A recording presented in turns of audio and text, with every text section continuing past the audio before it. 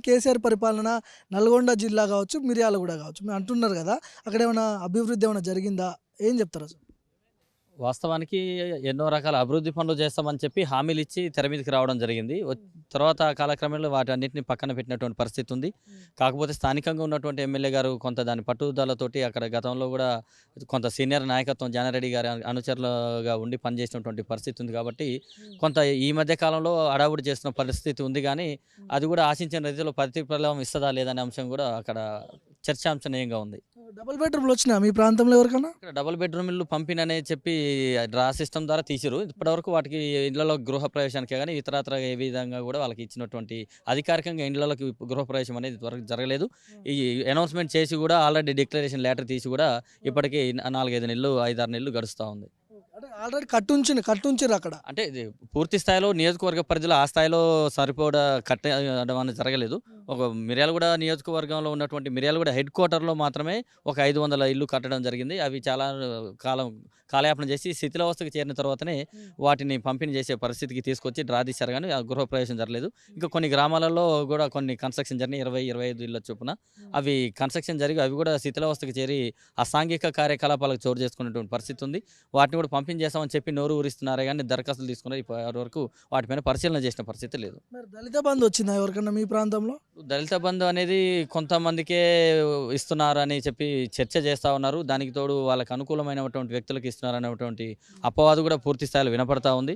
ఈ విధంగా కాకుండా దళిత బంధు అనేది అందరికీ వర్తించే విధంగా దళితులందరికీ లేని వాళ్ళకి న్యాయం చేసే విధంగా ఉండాలని చెప్పి అందరం కోరుకుంటున్నాం. దానికి ఆశించిన రీతిలో న్యాయం జరగట్లేదని కూడా కనిపిస్తా ఉంది పరిస్థితి. నల్గొండ జిల్లా అంటే గతంలో కాంగ్రెస్ అడ్డాగా ఉన్నది. ఇప్పుడు కోమటిరెడ్డి రాజగోపాల్ రెడ్డి కొంత బీజేపీలో పోయిన తర్వాత కోమటిరెడ్డి వెంకటరెడ్డి, రాజగోపాల్ రెడ్డి 2 వర్గాలే అయినాయి అనుకోవచ్చా?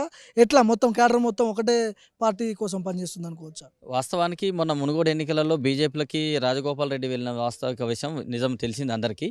ఈ మధ్య కాలంలో మన ప్రియాంక గాంధీ గారితో కూడా వారి అన్నగారు కోమటిరెడ్డి వెంకటరెడ్డి గారు చర్చలు చేసిన కాలక్రమేణంలో మరి పార్టీలోకి వస్తాడా రాడా అనే విషయాన్ని కూడా ప్రియాంక గాంధీ గారు చర్చించినట్లుగా వార్తలు వినపడతా ఉన్నాయి. మరి ఈ కాలక్రమంలో అందరూ వస్తారు ఎక్కడికి వెళ్ళారని చెప్పినటువంటి మాట కూడా వినపడతా ఉంది బయటికి రాజగోపాల్ రెడ్డి మళ్ళీ బ్యాక్ టు కాంగ్రెసా? అని ఆ మాట అన్నట్టుగా వార్తలలో చదవడం జరిగింది. మనకు కూడా ఆ విధంగా తెలిసిన విషయమే. సో మరి చివరి నిమిషంలో ఏం జరుగుతుంది అనేది ఇప్పుడు ఎన్నికల సీజన్ కాబట్టి ఈ పరిస్థితి అయితే చెప్పలేము. ఏదైనా జరగవచ్చు మిరాకిల్. నల్గొండ ఉద్యమాల గడ్డ అంటారు కదా! మరి ఏ పార్టీని గెలిపించే అవకాశాలు ఉన్నాయి ఈసారి ప్రజలు? అక్కడ కాంగ్రెస్ పార్టీ, బీఆర్ఎస్, బీజేపీ 3 పార్టీలు ఇప్పుడున్నాయి. ఏంది పరిస్థితి అక్కడ? ఇక వాస్తవికంగా అయితే బీజేపీ అయితే గతంలో కూడా ఏనాడు గెలిచిన చరిత్ర అయితే అక్కడ లేదు. కాకపోతే కొంత మిర్యాలగూడ అదే సారీ నల్గొండ జిల్లా మొత్తంలో చూసుకున్నప్పటికీ కాంగ్రెస్ గతంలో కంచుకోటలాగా ఉంది. కొంత కమ్యూనిస్టుల ప్రభావం కూడా ఉండే. ఈ మధ్య కాలంలో కాస్త మునుగోడు ఎలక్షన్ సందర్భంగా కమ్యూనిస్టులతోటి సయోధ్య కుదిరింది అని చెప్పి బలమైన వాతావరణం తీసుకురావడం వలన వాళ్ళు కొంచెం పుంజుకున్న పరిస్థితి ఉంది. కొన్ని 1, 2 స్థానాలలో మిర్యాలగూడే గానీ, మనుగోడే గానీ ఇలాంటి ఏరియాలలో అవకాశాలు కమ్యూనిస్టులు వచ్చే అవకాశం ఉంది. బీజేపీ మాత్రం అవకాశం అయితే లేదు. కాంగ్రెస్ మాత్రం ఈసారి కొంచెం ఎక్స్‌ట్రా సీట్లు గెలిచే పరిస్థితి కనపడుతుంది. అంటే వెంకటరెడ్డి ఇప్పుడు కాంగ్రెస్‌లో ఉన్నట్టా? బీజేపీలో ఉన్నట్టా? అంటే వాస్తవికంగా అయితే ఇక కాంగ్రెస్‌లో ఉన్నానే అని నమ్మాలి.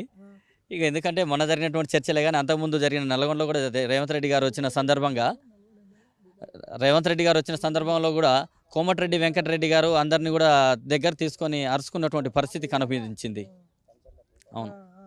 భూపాల్ రెడ్డి ఉంటాడు కదా! కంచర్ల భూపాల్ రెడ్డి. ఏంది పరిస్థితి మనోడిది? ఈసారి గెలుస్తాడా?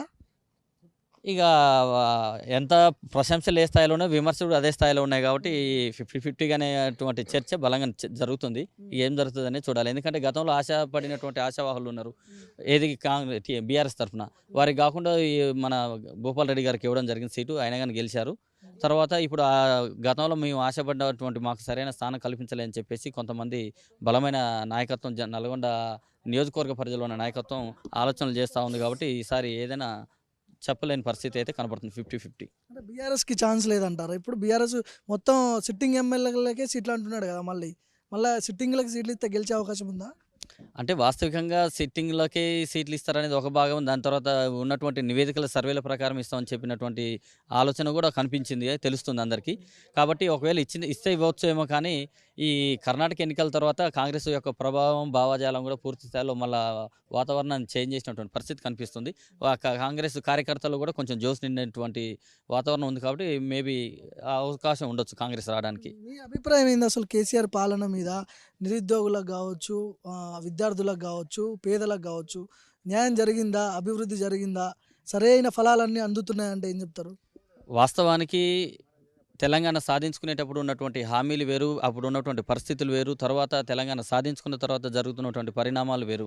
చెప్పిన హామీలు పక్కన పెట్టి, చెప్పని హామీలని తెర మీద తీసుకొచ్చి, వాళ్ళకి ఏదైతే ఇప్పుడు ప్యాకేజీ ప్రకారంగా జరుగుతున్నటువంటి చర్చ ఉందో, ఆ వైపునే వాళ్ళు ప్రయాణం చేస్తున్నటువంటి పరిస్థితి ఉంది కాబట్టి, మేమైతే ఖచ్చితంగా ఈసారి అవకాశాలు కనపడట్లేవని అనుకుంటా ఉన్నాం. దానికి తోడు కొంత ఈ జెన్యూనిటీగా ఉన్నటువంటి ఎమ్మెల్యేలు ఉన్నారు.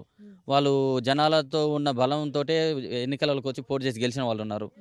అలాంటి వాళ్ళు కొంత మేము ఖచ్చితంగా ఆ వైపున మేము జర్నీ చేస్తున్నాం కాబట్టి వాళ్ళకి న్యాయం చేయాలనే ఉద్దేశంతోటి అభివృద్ధి పనులు చేయడం కోసం ముందుకు కొనసాగుతారు కానీ అది కూడా సఫలమయ్యే పరిస్థితి కూడా కనపడట్లేదనే వాదన వినిపిస్తుంది.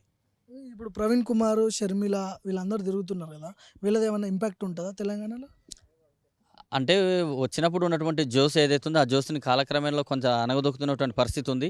కాకపోతే ఈ అణగదొక్కడం వల్ల ఒక ఒకానొక సందర్భంలో దాని ప్రభావం తీవ్రత వేరే తీరుగా ఉండే అవకాశాలు కూడా ఉన్నాయి. ఇక ప్రవీణ్ కుమార్ గారి విషయం ఇది.